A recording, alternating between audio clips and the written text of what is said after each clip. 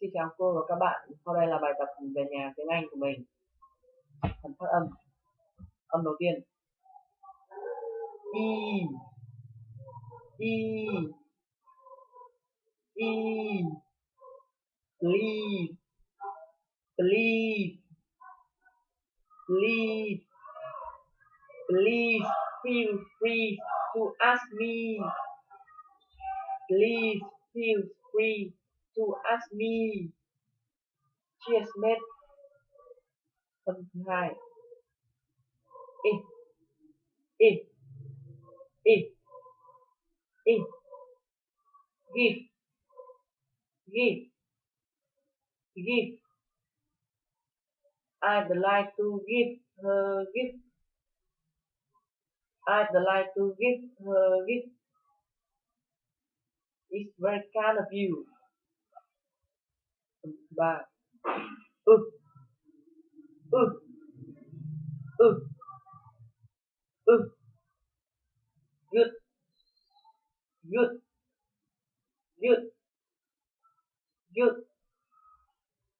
That book look good. That book look good. I took it from Luke. Phần thứ tư.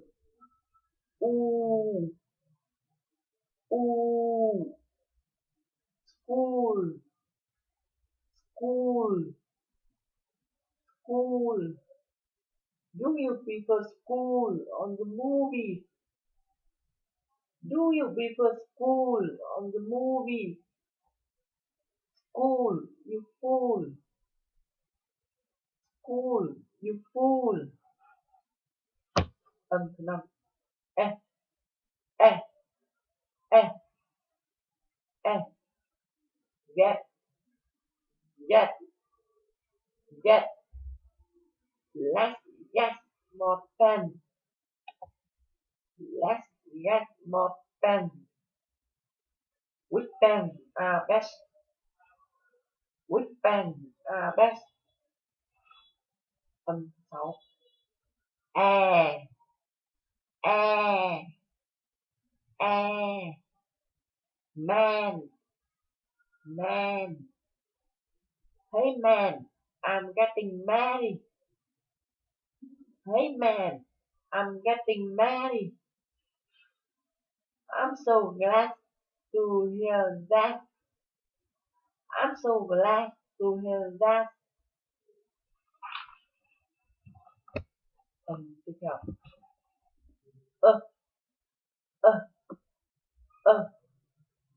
Bear, bear. The letter the bear. The letter the bear. No, the sooner the better. No, the sooner the better.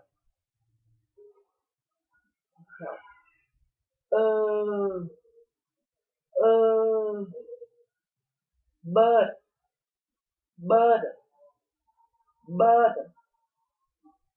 It's your turn to feed the bird.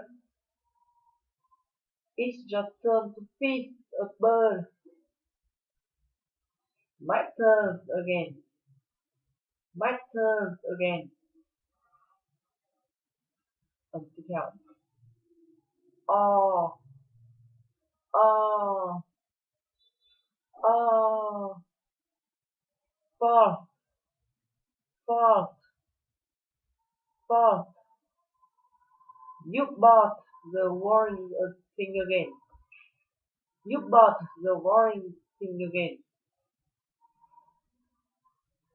Sorry, it's on my fault. Sorry, it's on my fault. Tiếp theo. Top,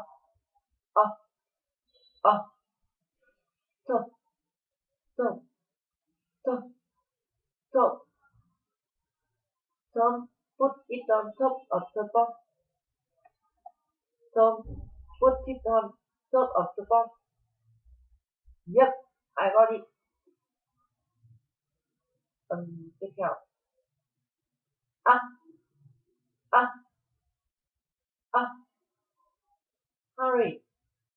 Hurry. Hurry. Hurry up. Hurry up. Hurry up. I'm coming.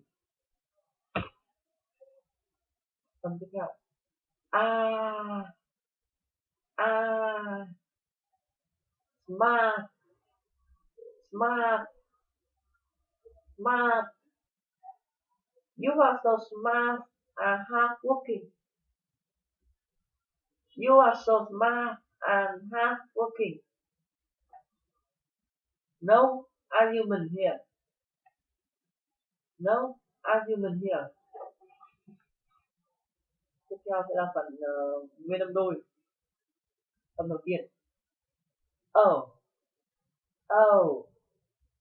Oh. Alone. Alone. Alone. No, I'm alone. Don't feel lonely. Oh, Gary. I try.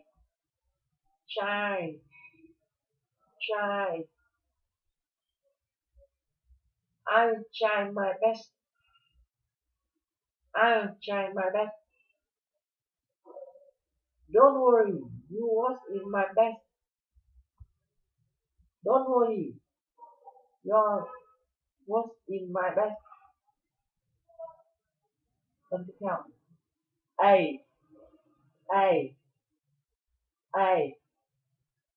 Let.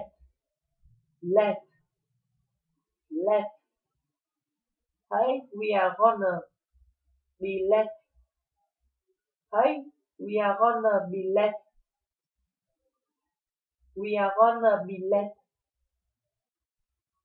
Take it easy. Take it easy.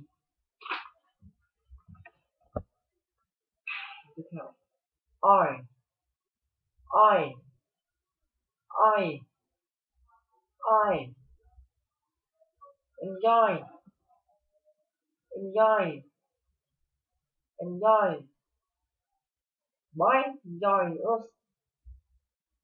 Boy, join us.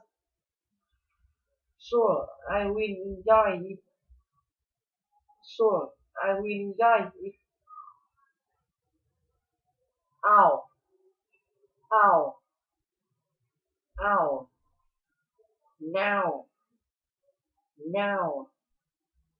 Now. How about going out right now? Sounds good. Tiếp theo. Yeah. Here.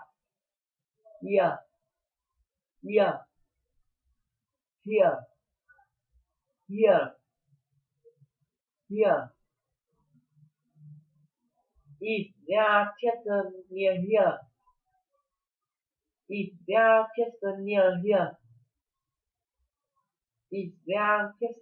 here? It's right here. Yeah.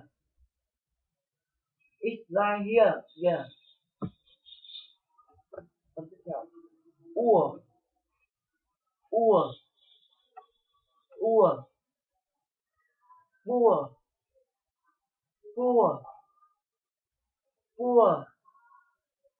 I'm poor. Are you sure? Âm cuối cùng. L.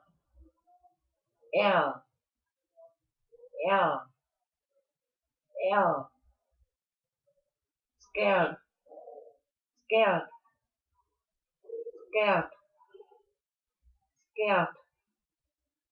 I'm scared to go upstairs. I don't care. Just go there. I don't care. Just go there. Cảm ơn cô và các bạn đã lắng nghe.